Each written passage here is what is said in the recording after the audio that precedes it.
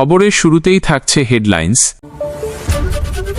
অমৃতসরের স্বর্ণমন্দির লক্ষ্য করেও মিসাইল পাকিস্তানের কিভাবে হলো রক্ষা? চাকরিগুলো কিন্তু আমাদের জন্য যায়নি, সাফ জবাব মুখ্যমন্ত্রীর।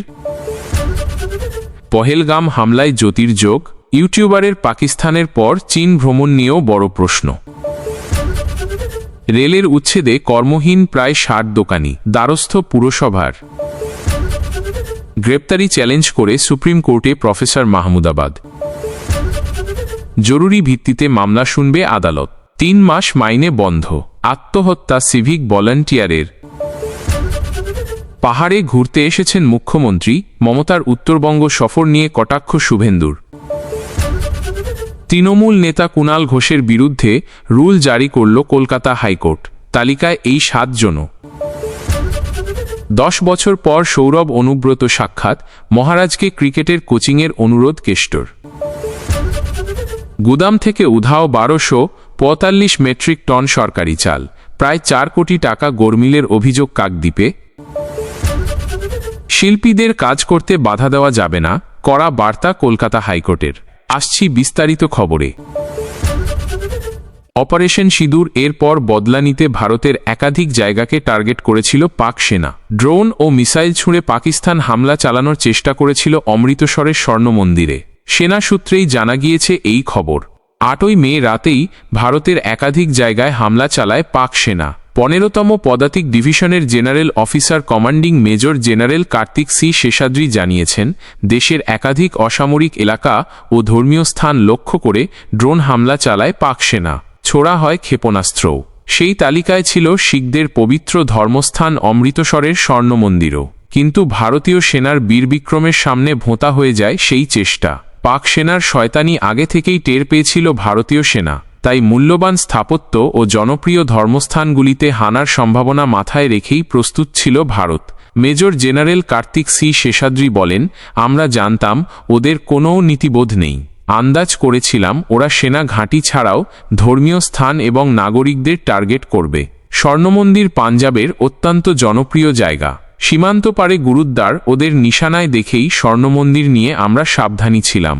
তাই আমরা স্বর্ণমন্দিরকে রক্ষা করতে মোতায়েন করেছিলাম একেবারে আধুনিক এয়ার ডিফেন্স সিস্টেম। সেনা সূত্রে খবর, ড্রোন ও দূরপাল্লার ক্ষেপণাস্ত্র ছুঁড়েই হামলা চালিয়েছিল পাক সেনা। সেই হামলা প্রতিহত করতে সতর্কই ছিলেন এয়ার ডিফেন্স বন্দুকবাজরা। ভারতীয় সেনা সব পাক আক্রমণ ঠেকায় এবং পাক ড্রোন ক্ষেপণাস্ত্র সব ধ্বংস করে দেয়। স্বর্ণমন্দিরের গায়ে একটা আঁচড় লাগতে দেননি ভারতীয় সেনা বলে জানিয়েছেন মেজর জেনারেল। সোমবার বিশ্লেষণ করে ভারতীয় সেনা দেখায় কিভাবে পাকিস্তানি ড্রোন ও ক্ষেপণাস্ত্রের আক্রমণ প্রতিহত করা গিয়েছে। স্বর্ণমন্দিরকে রক্ষা করতে ঢালের কাজ করে Akash missile system L-70 air defence gun. এতেই কুপকাত সমস্ত পাক ড্রোন ও মিসাইল। সংবাদ সংস্থাকে সেনাকর্তা জানান, ৮ই মে ভোরবেলা অমৃতসর মন্দিরকে টার্গেট করে ড্রোন, বিমান ও মিসাইল হানা চালায় পাক সেনা। ভারতীয় সেনার পাল্টা জবাবে মুখ থুবড়ে পড়ে সমস্ত পাক ড্রোন, মিসাইল ও পাক বিমান। সেনার বিবরণ অনুযায়ী ভারতীয় সেনার এয়ার ডিফেন্সের সামনে দাঁড়াতে পারেনি কোনো পাক অস্ত্রই। চাকরি ফেরাতে হবে, এই দাবিতে দিনের পর দিন বিকাশ ভবনের সামনে বসে রয়েছে চাকরিহারা শিক্ষক শিক্ষিকারা। তারা দাবি করেছে মুখ্যমন্ত্রীকে আসতে হবে, তাদের সঙ্গে কথা বলতে হবে। এদিন মুখ্যমন্ত্রীকে এই বিষয়ে প্রশ্ন করা হলে তিনি বলেন, আমি তো মিটিং করে বলেছিলাম যে আমরা রিভিউ আবেদন করব। আদালতের ক্ষেত্রে কিছু নিয়ম মেনে চলতে হয়, একটা বাধ্যবাধকতা থাকে। এদিন চাকরিহারা শিক্ষকদের অবস্থান বিক্ষোভ প্রসঙ্গে মমতা বন্দ্যোপাধ্যায় বলেন, প্লিজ আমায় এই বিষয় নিয়ে বলতে বলবেন না। ওদের প্রতি আমার যথেষ্ট সহানুভূতি রয়েছে, ছিল এবং থাকবে। আমি তো মিটিং করে বলেছিলাম যে আমরা রিভিউ আবেদন করব। আদালতের ক্ষেত্রে কিছু নিয়ম মেনে চলতে হয়, একটা বাধ্যবাধকতা থাকে। আমাদের দিক থেকে আমরা রিভিউ পিটিশন করেছি। যদি রিভিউ পিটিশন অ্যালাউ করে তবে ভাল কথা, কিন্তু কোর্ট যদি কোনো সিদ্ধান্ত নেয় তাহলে আমরা মানতে বাধ্য।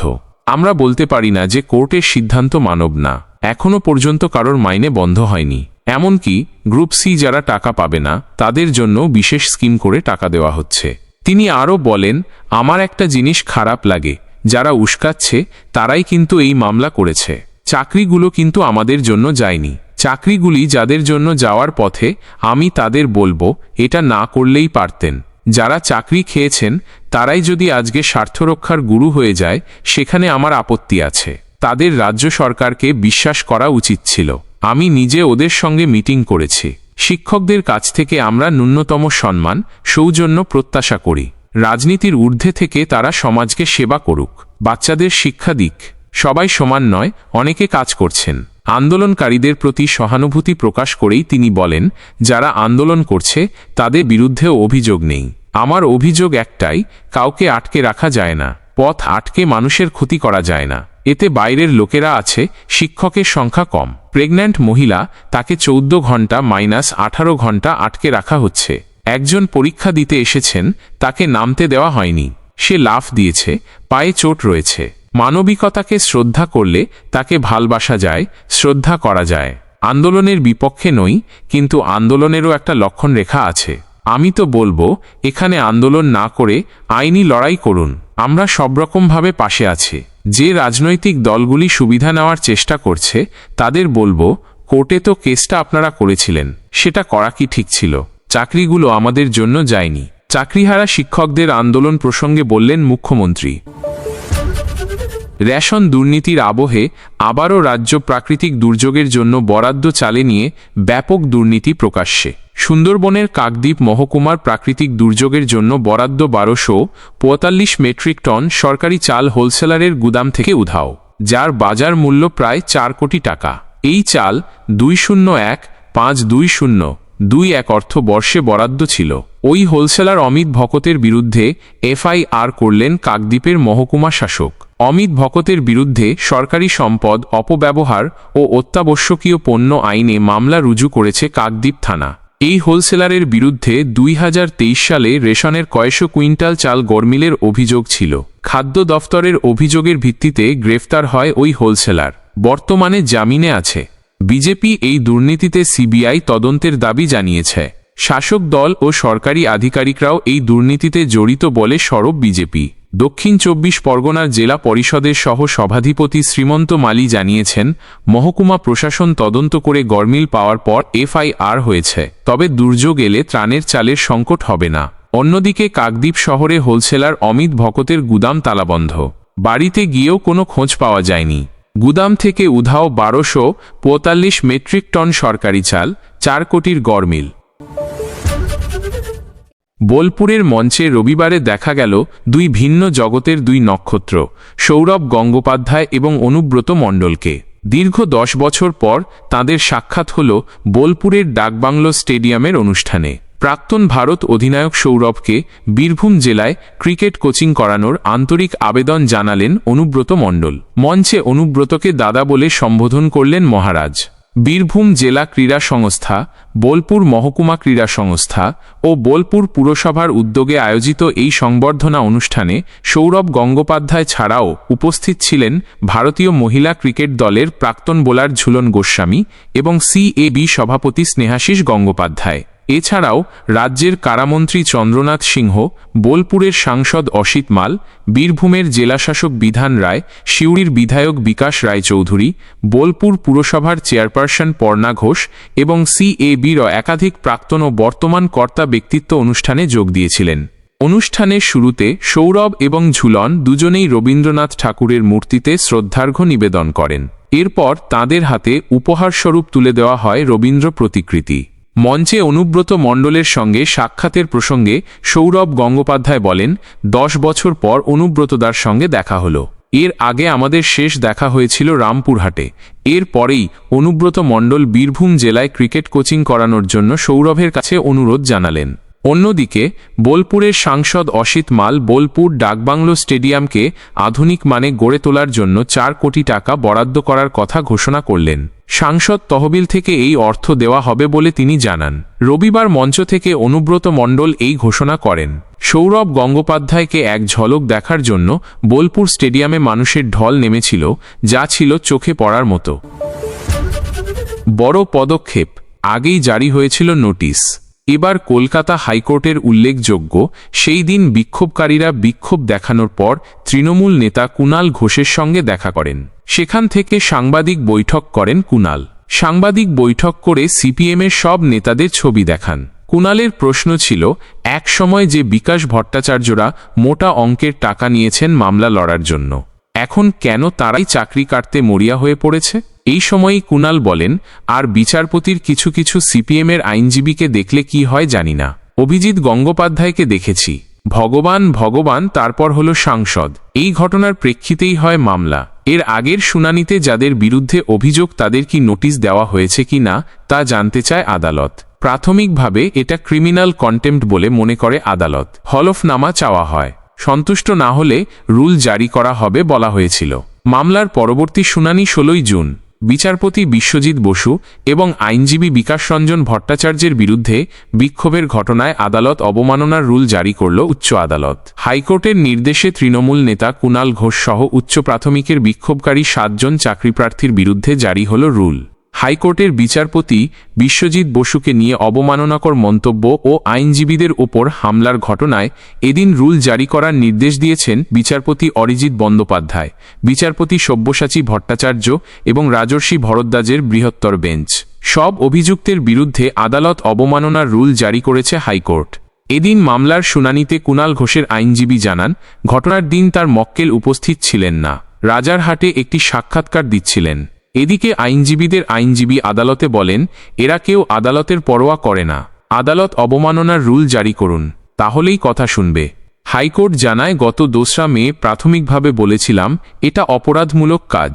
আদালত অবমাননার নোটিশ পেলে 15 দিনের মধ্যে জবাব দিতে হবে, তবে কেউ হলফনামা জমা দেননি। কেন দেরি হলো তা জানতে চাইছি না, সকলের বিরুদ্ধে রুল জারি করছি।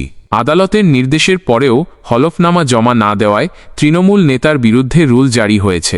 প্রসঙ্গত, গত 25শে এপ্রিল কর্মশিক্ষা শারীরশিক্ষায় অতিরিক্ত শূন্যপদে শিক্ষক নিয়োগ সংক্রান্ত মামলার শুনানির শ্লথ গতি নিয়ে প্রশ্ন তুলে কলকাতা হাইকোর্টের আইনজীবী বিকাশরঞ্জন ভট্টাচার্যের চেম্বারের বাইরে বিক্ষোভ প্রদর্শন করেন উচ্চ প্রাথমিকের চাকরিপ্রার্থীদের একাংশ। আইনজীবী বিকাশ রঞ্জন ভট্টাচার্য ও আইনজীবী ফিরদৌস, শামীম বিক্রম বন্দ্যোপাধ্যায়, সুদীপ্ত দাশগুপ্ত সহ বেশ কিছু আইনজীবীকে হেনস্থার অভিযোগ ওঠে চাকরিপ্রার্থীদের একাংশের বিরুদ্ধে।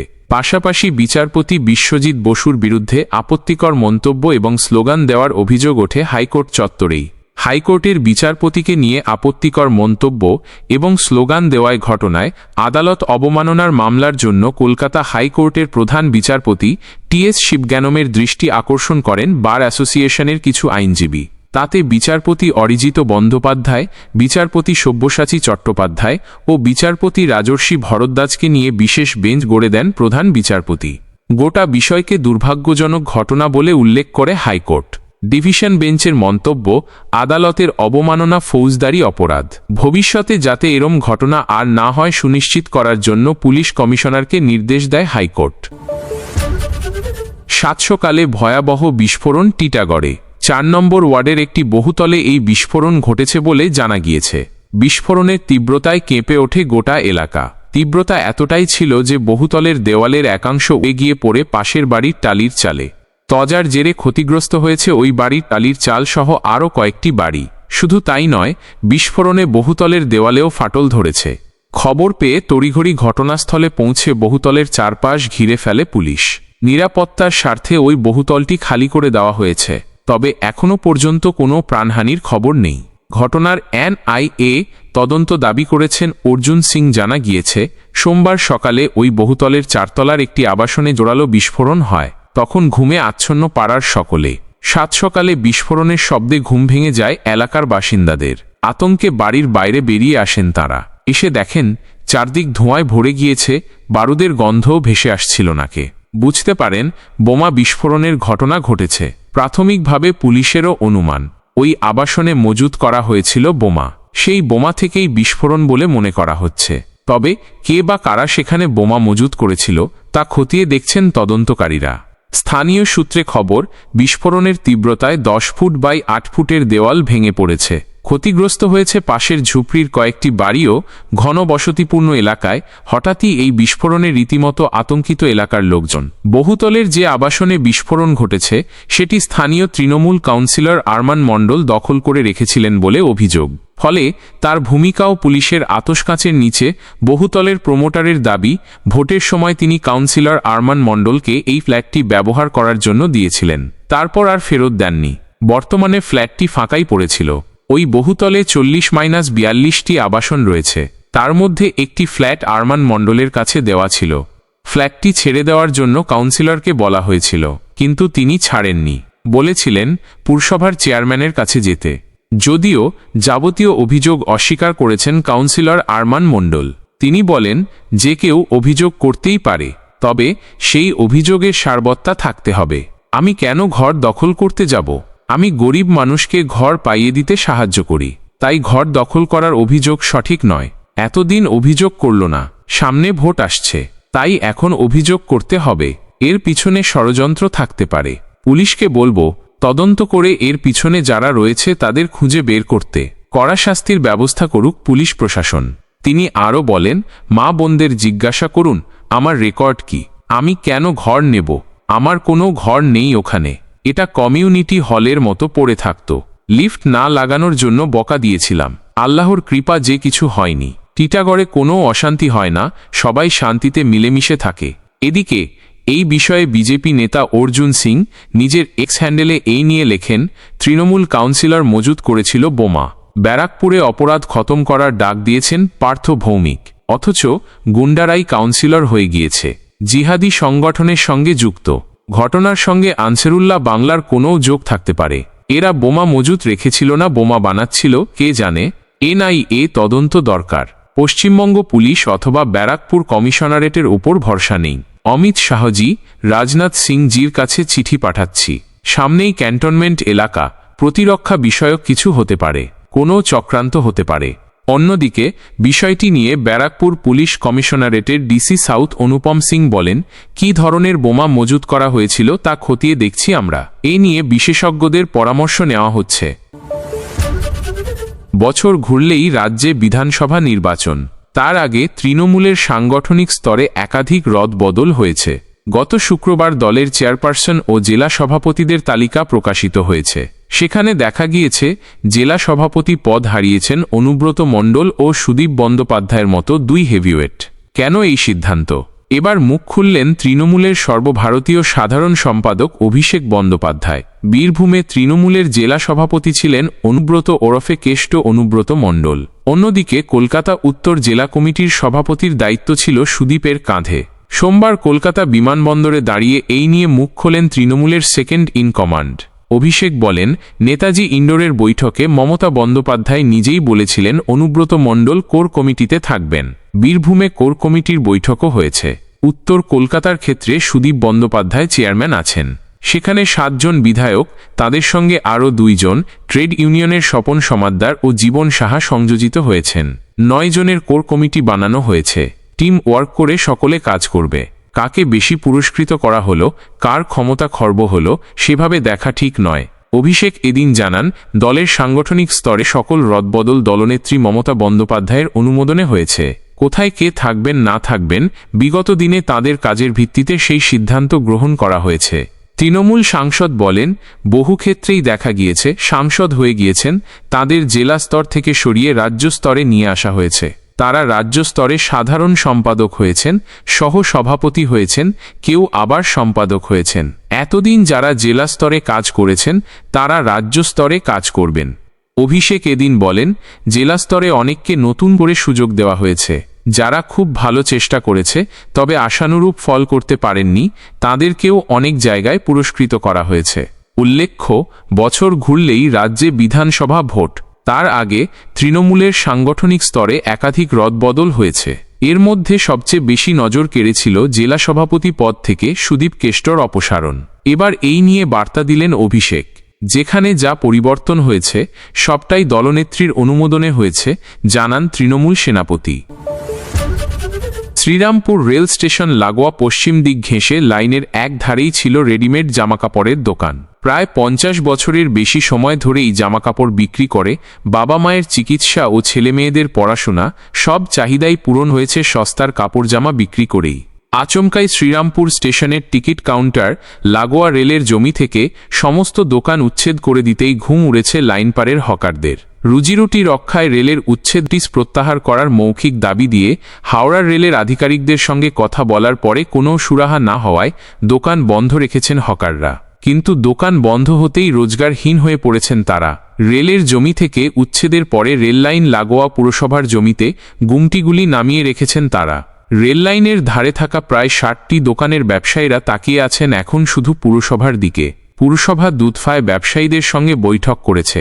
হকারদের সমস্যা সমাধানের সূত্র খোঁজা হচ্ছে বলে জানিয়েছে শ্রীরামপুর পুরসভা।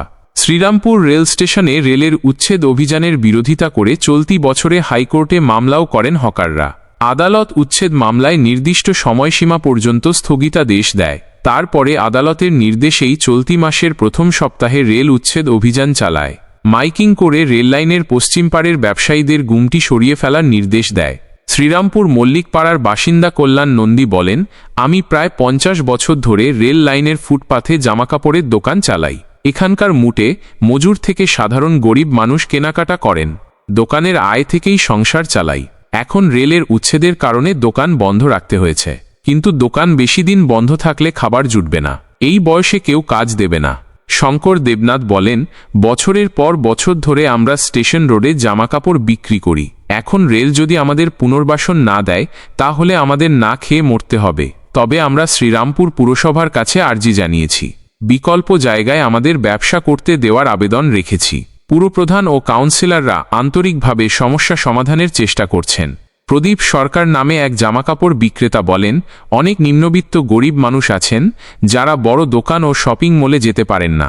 তাদের ভরসা কিন্তু আমাদের মতো ফুটপাথের দোকানদাররা। পুজোর সময়ে তারকেশ্বর, আরামবাগ ও সিঙ্গুর থেকে মানুষ শ্রীরামপুরে কেনাকাটা করতে আসেন। রেলের উচ্ছেদের কারণে এখন আমাদের দুশ্চিন্তায় ঘুম উড়েছে। শ্রীরামপুর স্টেশন দিয়ে যাতায়াতকারী নিত্যযাত্রীরা জানিয়েছেন, স্টেশন চত্বরে হকারদের যে দোকান রয়েছে সেখানে তুলনামূলক কম দামে প্রয়োজনীয় জিনিসপত্র, জামাকাপড় সহজেই পাওয়া যায়। সুতরাং এদের পুনর্বাসনের দাবি যুক্তিগ্রাহ্য। শ্রীরামপুর শহরের হকার্স ইউনিয়নের নেতা গৌরমোহন দে বলেন, রেলের অনৈতিক উচ্ছেদের বিরুদ্ধে আমাদের লড়াই চলছে। আমরা আন্তরিকভাবে তাদের সমস্যা সমাধানের চেষ্টা করছি। শ্রীরামপুর পুরসভার চেয়ারম্যান ইন কাউন্সিলের সদস্য সন্তোষ কুমার সিংহ বলেন, আমরা মানুষের জীবিকার জন্য লড়াই করতে পিছপা হব না। কেন্দ্রের বিজেপি সরকার পরিকল্পিতভাবে রেলকে বেসরকারীকরণের প্রক্রিয়া শুরু করেছে। আমরা চাই রেল হকারদের পুনর্বাসন দেওয়া হোক। শ্রীরামপুর পুরসভার পুরপ্রধান গিরিধারী শাহ বলেন, আমাদের মুখ্যমন্ত্রী মানবিক। উনি চান না কেউ নিরন্ন থাকুক। রেল সব জায়গায় উচ্ছেদ করেছে। এর পিছনে রাজনৈতিক প্রতিহিংসা কাজ করছে। আমরা পুরসভার তরফে কাউন্সিলরদের নিয়ে বৈঠক করেছি। দ্রুত সমস্যা সমাধানের চেষ্টা করা হবে। বেতন না পেয়ে ও নিঃসন্তান হওয়ার হতাশায় আত্মঘাতী সিভিক ভলান্টিয়ার। মানসিক অবসাদের জেরে গলায় দড়ি দিয়ে আত্মহত্যা করলেন এক সিভিক ভলান্টিয়ার। ঘটনাটি ঘটেছে নদিয়া জেলায়। এই ঘটনায় চাঞ্চল্য ছড়িয়েছে গোটা এলাকায়। জানা গিয়েছে, মৃত সিভিক ভলান্টিয়ারের নাম পল্লল চ্যাটার্জি। তার বাড়ি পাট্টাবুকা উত্তমপুর নাটনা এলাকায়। মৃত সিভিক ভলান্টিয়ারের পরিবারের তরফে দাবি করা হয়েছে যে তার স্যালারি অ্যাকাউন্টে কিছু গোলযোগ থাকার কারণে দীর্ঘ 3 মাস ধরে তিনি তার প্রাপ্য সাম্মানিক পাচ্ছিলেন না। অপরদিকে বিয়ের 3 বছর কেটে গেলেও সন্তান না হওয়ার কারণে বেশ কিছুদিন ধরেই মানসিক অবসাদে ভুগছিলেন তিনি। গতকাল রাতে হঠাৎই গলায় দড়ি দিয়ে আত্মঘাতী হন ওই সিভিক ভলান্টিয়ার। সোমবার সকালে পরিবারের লোকজন তাকে ঝুলন্ত অবস্থায় দেখতে পায়। তারপরেই তড়িঘড়ি খবর দেওয়া হয় পুলিশে। পুলিশ এসে মৃত সিভিক ভলান্টিয়ারের দেহ উদ্ধার করে ময়না তদন্তের জন্য হাসপাতালে পাঠায়। বাড়ির ছেলের এমন আচমকা মৃত্যুতে শোকে পাথর হয়ে গিয়েছেন মৃতের মা। জানা গিয়েছে, মৃতের বাবা বেশ কিছুদিন আগেই মারা যান। তাই একটা শোক কাটতে না কাটতেই আবারও ছেলের এমন অকাল মৃত্যুর ঘটনায় রীতিমতো অর্থাভাবে ভুগছে গোটা পরিবার। এখন কিভাবে পরবর্তী দিনগুলো কাটবে তা নিয়েই দুশ্চিন্তায় পরিবারের সকল সদস্য। অপারেশন সিঁদুর নিয়ে সোশ্যাল মিডিয়ায় বিরূপ মন্তব্যের অভিযোগে রবিবার গ্রেপ্তার হন হরিয়ানার অশোকা বিশ্ববিদ্যালয়ের অধ্যাপক আলী খান মাহমুদাবাদ। সেই গ্রেপ্তারিকে চ্যালেঞ্জ করে সুপ্রিম কোর্টের দ্বারস্থ হন তিনি। তার আবেদন জরুরি ভিত্তিতে শুনতে রাজি হয়েছে আদালত। মঙ্গলবার বা বুধবার তার আবেদনের শুনানির সম্ভাবনা রয়েছে। এদিন অধ্যাপক মাহমুদাবাদের হয়ে আদালতে সওয়াল করেন আইনজীবী কপিল সিব্বল। অশোকা ইউনিভার্সিটি হরিয়ানার সোনিপতে। সেখানকার অ্যাসিস্ট্যান্ট প্রফেসর আলী খান মাহমুদাবাদ। বিশ্ববিদ্যালয়ের রাষ্ট্রবিজ্ঞানের বিভাগীয় প্রধান তিনি। রবিবার তাকে দিল্লি থেকে গ্রেপ্তার করে পুলিশ। অভিযোগ, অপারেশন সিঁদুর ও কর্নেল সোফিয়া কুরেশিকে নিয়ে সোশ্যাল মিডিয়ায় মাহমুদাবাদ যা লিখেছেন তা অবমাননাকর। কি লিখেছিলেন এই অধ্যাপক? সম্প্রতি অপারেশন সিঁদুর নিয়ে ফেসবুকে মাহমুদাবাদ যা লেখেন তার সারবত্তা হল অনেক ডানপন্থী কর্নেল সোফিয়া কুরেশির প্রশংসা করছেন। খুবই ভালো, তবে তারা যদি একইভাবে গণপ্রহার, বুলডোজার বিচার, ঘৃণার রাজনীতির শিকার মুসলিম নাগরিকদেরও নিরাপত্তার দাবি করতেন। দুই মহিলা সেনাকে এভাবে প্রথম সারিতে তুলে আনা নিঃসন্দেহে গুরুত্বপূর্ণ, কিন্তু সব ক্ষেত্রেই একই রকম হওয়া বাঞ্ছনীয়, না হলে তা হিপোক্রেসি। এই সোশ্যাল পোস্ট নিয়ে হরিয়ানার বিজেপির যুব মোর্চার এক নেতা থানায় অভিযোগ দায়ের করেন। একই সঙ্গে হরিয়ানার মহিলা কমিশনও নোটিশ দেয়, দাবি করে এ ধরনের মন্তব্যে কমিউনাল ডিসহারমোনি হতে পারে। এরপরই গ্রেপ্তার করা হয় ৪২ বছর বয়সী অধ্যাপক মাহমুদাবাদকে। সোমবারই এই গ্রেপ্তারিকে চ্যালেঞ্জ করে সুপ্রিম কোর্টের দ্বারস্থ হন অধ্যাপক আলী খান মাহমুদাবাদ। তার হয়ে আদালতে সওয়াল করেছেন প্রবীণ আইনজীবী কপিল সিব্বল। আগামী দুদিনের মধ্যে দেশের শীর্ষ আদালতে এই মামলার শুনানির সম্ভাবনা রয়েছে। যত এগোচ্ছে তদন্ত, ততই সামনে আসছে একের পর এক বিস্ফোরক তথ্য। ইউটিউবার জ্যোতি মালহোত্রার সঙ্গে পহেলগামের জঙ্গি হামলার কোনো যোগ রয়েছে কিনা তা নিয়ে তৈরি হয়েছে বড়সড় প্রশ্ন। সূত্রের খবর, পহেলগাম হামলার মাস তিনেক আগেই জম্মু কাশ্মীরে গিয়েছিলেন জ্যোতি।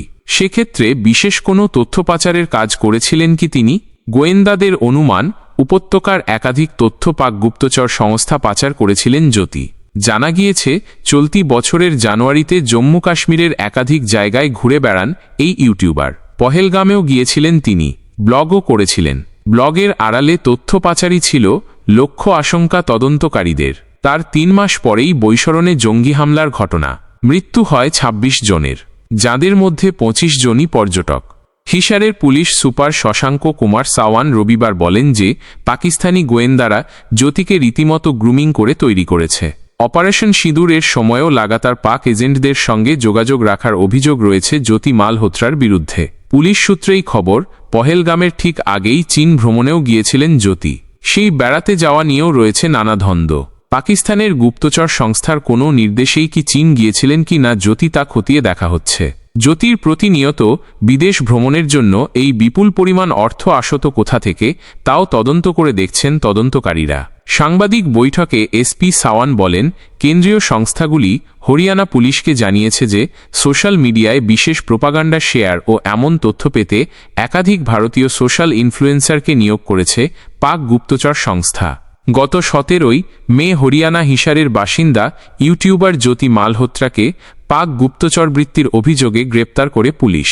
জনপ্রিয় এই সোশ্যাল ইনফ্লুয়েন্সারের ইউটিউব চ্যানেল এবং ইনস্টাগ্রাম অ্যাকাউন্টে যথাক্রমে ৩.৭ লক্ষ গ্রাহক এবং ১.৩ লক্ষ ফলোয়ার রয়েছে। সোমবারই ৩ দিনের উত্তরবঙ্গ সফরে আসছেন মুখ্যমন্ত্রী মমতা বন্দ্যোপাধ্যায়। প্রথমে শিলিগুড়ির দীনবন্ধু মঞ্চে শিল্পপতিদের নিয়ে বিশ্ববঙ্গ শিল্প সম্মেলনে যোগ দেবেন। মঙ্গলবার শিলিগুড়ি সংলগ্ন ভিডিওকনের মাঠে সরকারি পরিষেবা প্রদান অনুষ্ঠানে থাকবেন। বুধবার উত্তরকন্যায় উত্তরবঙ্গের সমস্ত জেলার পুলিশ ও প্রশাসনিক আধিকারিকদের সঙ্গে বৈঠক করবেন তিনি। মুখ্যমন্ত্রীর এই সফরের দিনই দলীয় কর্মসূচিতে যোগ দিতে উত্তরবঙ্গে এসেছেন শুভেন্দু অধিকারী। সোমবার কলকাতা থেকে বাগডোগরা বিমানবন্দরে পৌঁছন তিনি। সেখান থেকে সড়কপথে বানারহাটের উদ্দেশ্যে রওনা দেন। তার আগে বাগডোগরা বিমানবন্দরে সাংবাদিকদের মুখোমুখি হয়ে মুখ্যমন্ত্রীর উত্তরবঙ্গ সফরকে কটাক্ষ করেন বিরোধী দলনেতা। পাশাপাশি কেন্দ্রীয় সরকার বাংলাদেশের একাধিক সীমান্ত ও স্থলবন্দর দিয়ে বাংলাদেশি পণ্য আমদানিতে নিষেধাজ্ঞা জারি করেছে, সেই বিষয়েও মন্তব্য করেন শুভেন্দু অধিকারী। তিনি বলেন, কেন্দ্রীয় সরকার খুব ভালো পদক্ষেপ করেছে, আরও আগে করা উচিত ছিল। আমি কেন্দ্রীয় তথ্য ও সম্প্রচার মন্ত্রী অশ্বিনী বৈষ্ণবকে আবেদন করেছিলাম। সেই মতো তিনি বাংলাদেশের 5টি ইউটিউব চ্যানেল বন্ধ করেছিলেন। পাহেলগাঁও হামলার পর পাকিস্তানি সন্ত্রাসের পক্ষে বাংলাদেশে মিছিল হয়েছে, সোশ্যাল মিডিয়ায় পোস্ট হয়েছে। এদের আরও ভালো করে টাইট দিতে হবে। এছাড়াও এদিন তিনি কেন্দ্রের প্রতিনিধি দল নিয়ে অভিষেক বন্দ্যোপাধ্যায়ের অভিযোগ প্রসঙ্গে বলেন, আমি অভিষেক বন্দ্যোপাধ্যায়ের কোনো কথার উত্তর দিতে রাজি নই। অভিষেক বন্দ্যোপাধ্যায়ের একমাত্র পরিচয় হল তৃণমূল কংগ্রেসের চেয়ারম্যান মমতা বন্দ্যোপাধ্যায়ের ভাইপো তিনি, এছাড়া আর কিছু নয়। শেষে রাজ্যের আইন শৃঙ্খলার অবনতি নিয়েও মুখ খোলেন তিনি। শুভেন্দু অধিকারী বলেন, মমতা বন্দ্যোপাধ্যায়ের হাতে এই রাজ্যের মানুষ নিরাপদ নয়। এদিন দমদম বিমানবন্দর থেকে বাগডোগরার উদ্দেশ্যে উড়ে যাওয়ার আগে চাকরিহারা শিক্ষকদের আন্দোলনে পাশে থাকার বার্তা দেন বিরোধী দলনেতা। শুভেন্দু অধিকারী বলেন, সল্টলেকে চাকরিহারা শিক্ষক শিক্ষিকাদের মঞ্চে গিয়ে আমি খোলা মনে প্রস্তাব দিয়েছিলাম যে যদি তাদের পাশে আমি কোনোভাবে দাঁড়াতে পারি তাহলে আমাকে জানাবেন, কিন্তু তাদের কাছ থেকে কোনো প্রস্তাব আমার কাছে আসেনি। আপনারা কী ধরনের সহযোগিতা চান বলুন, আমার বা আমাদের পক্ষ থেকে সেটা যদি সম্ভব হয় আমরা নিশ্চয়ই করব। অন্যদিকে অনুব্রত মণ্ডল বলেছেন, পদ না পেলে আমার অম্বল হবে এরকম নয়। এই বিষয়ে শুভেন্দু অধিকারী বলেন, উনি তো বীরভূমের অলিখিত মুখ্যমন্ত্রী, পদ নেওয়ার দরকার নেই তো। পদ হলে তো ওই পদে উনি আটকে পড়বেন। পাথর, বালি, গরু, জেলা পরিষদ, পুরসভা, 100 দিনের কাজ, আবাস, রাস্তা থেকে তোলাসহ আরও অনেক কিছু বন্ধ হয়ে যাবে। তাই পদ না থাকলে সবকিছুতেই থাকতে পারবেন, পদ থাকলে আর সেই সুযোগ থাকবে না। আসলে মমতা বন্দ্যোপাধ্যায়ের আশীর্বাদের হাত অনুব্রত মণ্ডলের মাথার ওপর রয়েছে। তার আরও সংযোজন, মমতা বন্দ্যোপাধ্যায়ের অন্তত 20টা প্রশাসনিক সভায় ডিএম এসপিদের বলে দিয়েছেন যে অনুব্রত মণ্ডল যা বলবেন তাই শুনতে হবে। কেষ্টর অসুস্থ, মাথায় অক্সিজেন কম যায়, অতএব পদ নেওয়ার দরকার নেই।